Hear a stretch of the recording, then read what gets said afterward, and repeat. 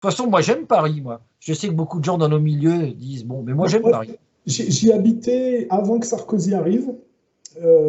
J'ai fait pas mal d'arrondissements d'ailleurs. J'ai fini dans le 16e rue Chaillot.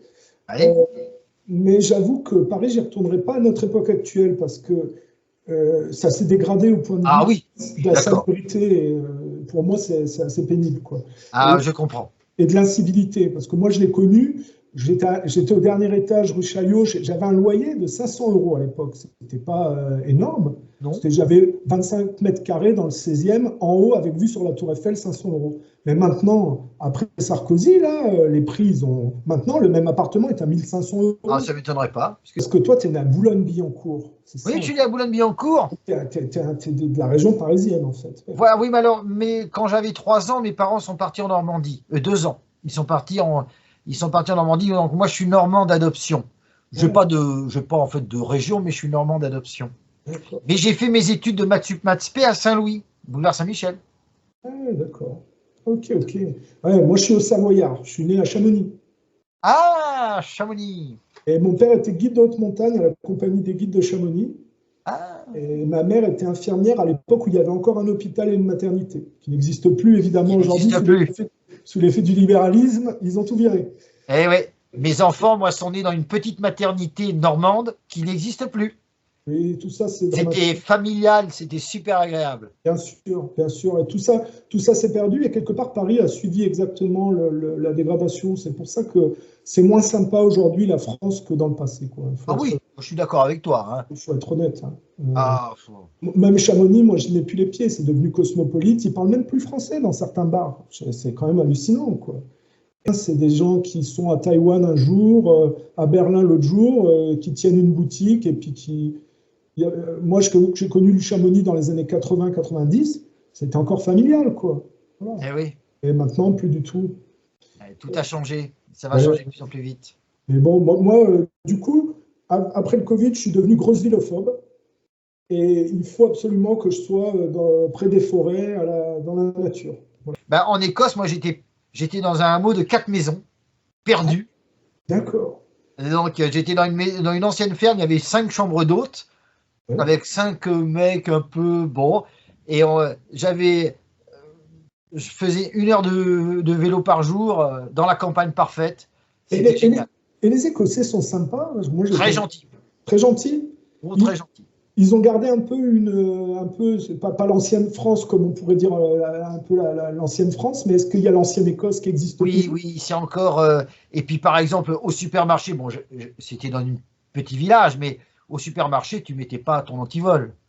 Ah, oui, Je veux dire, personne volait ton vélo. Ça aurait été peut-être impensable. Il y avait même des vélos électriques sans antivol, tu vois. Personne ne les oui. volait. Ah non, Oui. c'était une autre vie. C'était excellent. Ah, j'aimerais bien aller voir en Écosse. Il paraît qu'ils ont des paysages extraordinaires. Alors, moi, ma chambre donnait une colline avec des champs, avec des chevaux et des moutons. Et la fenêtre de la cuisine donnait sur la mer. Ah oui, Alors, d'accord. je vais te dire, c'était le paradis. Tu es resté Paradis. combien de temps? Comment? Tu es resté combien de temps? 11 mois, le temps d'être arrêté. D'accord. Mais Ah, j'ai pu en profiter, hein. Et t'as pu en c'était profiter. 350, dont l'équivalent de 350 euros par mois pour une chambre d'hôte. On avait Oui, une super salle de bain. Tout était compris. Tu n'avais rien à payer d'autre. Ni l'électricité, ni l'eau, ni Internet. On avait la fibre. oui. Donc on avait Internet haut débit. La cuisine, c'était pour tout le monde. Il y avait 3 frigos. Il y avait tous les outils, enfin tous les trucs en double. C'était pour 350 euros, c'était merveilleux. Et le mec ne demandait pas mes papiers ni rien. C'est pour ça que j'étais allé. Il m'avait Ah, pas demandé mon identité. À un moment, il c'est- s'est douté parce que je lui payais qu'en liquide. Il m'a dit, mais vous ne me payez pas en virement. Je lui ai dit, j'ai pas de compte en banque. Il m'a dit, mais comment vous faites pour payer vos impôts? Et là, j'ai pas répondu. Et il m'a dit, bon, c'est votre histoire. Il a bien ouais. compris que, ouais, il y avait anguille sous roche. Mais Mais, il m'a pas dénoncé à la police parce que je suis resté des mois. Il m'aurait dénoncé, j'aurais été arrêté dans les 3 semaines. Il s'en ouais. foutait. Mais ça t'a permis de te ressourcer, de te Ah, requinquer, très d'être bien. en Écosse, quoi. Et L'air de ben, la j'ai fini mon livre sur Oradour tranquillement et j'ai vraiment vécu des moments très heureux. Ah, voilà, il faut accumuler le positif comme ça. Après, on se recharge et puis on a plus de force pour la suite, quoi. Oh bah oui, voilà. Puis après, bon, bah, la prison en Écosse, c'est le camp de vacances, hein. Je fais une approche, moi, je crois beaucoup à la loi de karma, par exemple. Ah, tu crois beaucoup à la loi du karma? Ah, je l'ai constaté, donc Moi aussi. je crois à ces choses-là. Bon, je suis pas les gens qui pensent qu'ils vont être réincarnés en abeilles, c'est qu'ils connaissent pas grand-chose. Oui.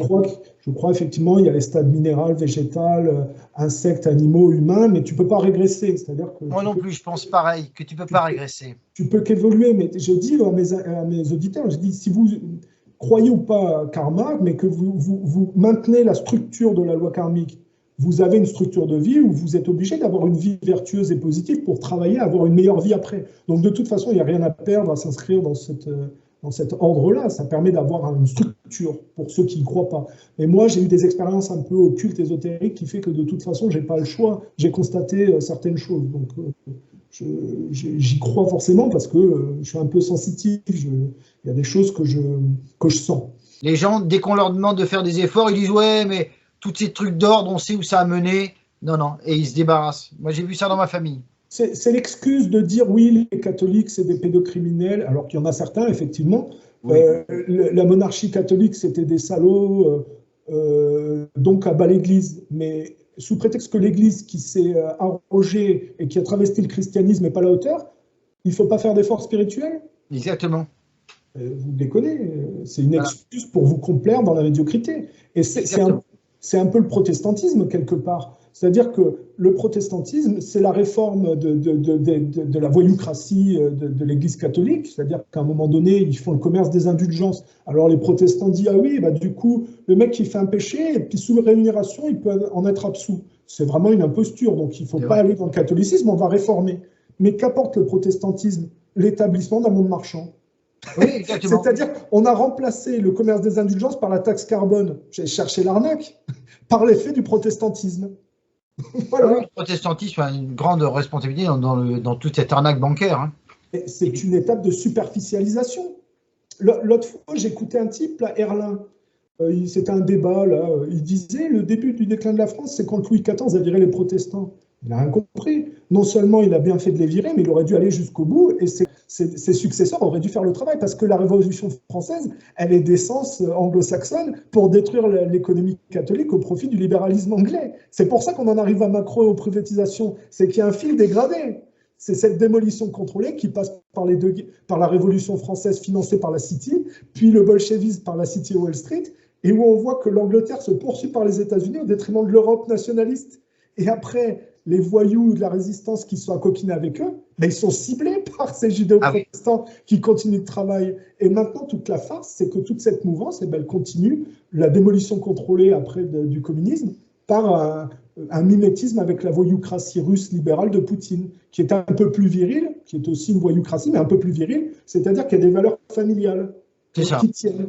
Alors que les voyous de l'autre côté, ils sont dans la décadence antifamiliale. Voilà, il n'y a bien plus de valeur familiale. Et donc, il y a une démolition contrôlée complète, parce que moi, je considère que les communistes étaient plus virils que le libéralisme russe d'aujourd'hui, qui est une sous-version, mais ce libéralisme russe qui s'est très accoquiné avec le mondialisme économique est moins superficiel que le libéralisme occidental. Donc, ils s'entendent très bien avec les Africains, avec les pays arabes, qui sont en train d'aller se rapprocher du côté avec les Chinois, parce qu'ils n'ont pas la décadence familiale de l'Occident. Et cette décadence, elle vient du fait que quand tu te complais dans la possessivité technologique de compensation sans faire aucun effort spirituel, ben, tu perds tous les fondements qui font une société. Donc, du coup, tu as une dislocation. Ah, tout à fait d'accord. Voilà. Et là tu as la vision ésotérique et occulte de la lignée humaine dans l'histoire telle qu'on la constate. C'est ça. Moi, je suis d'accord. De toute façon, le côté ésotérique est très important. Si on se cantonne dans le côté exotérique, on passe à côté de tous les combats.